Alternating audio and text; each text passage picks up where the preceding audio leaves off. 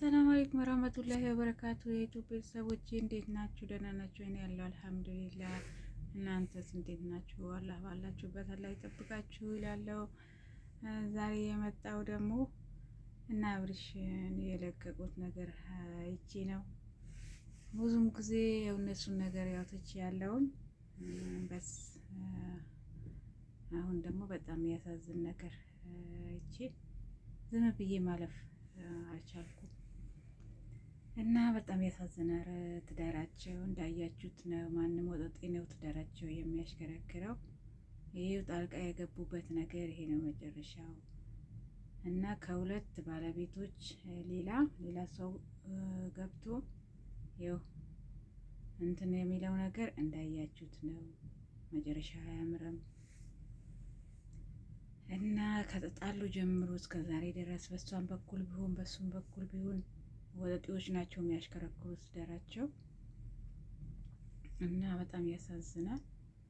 አሁን ደግሞ መጨረሻ ላይ የእሱ ነው የተጎዳ ያለ እና እሷም ያው እንግዲህ ያው እንዳያችሁት አድርጋ ሸሽተዋለች።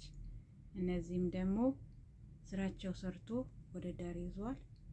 መጀመሪያም ይሄን ነበር የፈለጉት አጠገባቸው በሷም በኩል በሱም በኩል ያሉ ወጠጤዎች መጀመሪያም ይሄን ነበር የሚፈልጉ። ሁለቱን ማለያየት፣ ሁለቱን ማራራቅ ነበር የፈለጉት። ያው ያሰቡት ተሳካላቸው። በዛችም በኩል ያሉት በዚህኛውም በኩል ያሉት በአብርሽም በኩል በተለይ በአብርሽ በኩል ያሉት እነሱን ለማለያየት ማይሰሩ ስራ የለም። አስታራቂ መስሎ ለሱ አዛኝ መስሎ የማይሰሩት ነገር የለም። መጨረሻ ላይ ያሰቡት ያው አሳክተዋል። ያው አለያይተዋቸዋል።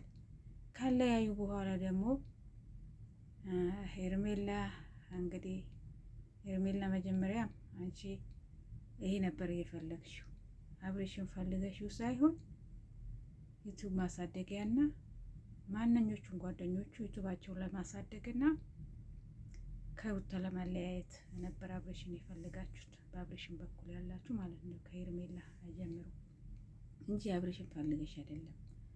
አብርሽ ብትፈልጊማ ይኸው አሁን እሷ ስትርቀው አንቺ ትቀርቢው ነበር፣ የለመነሽ ማለት ነው። መጀመሪያም ከሩታ ጋር ብቻ ለማለያየት ነው የፈለጋችሁት ልጁ ማለት ነው።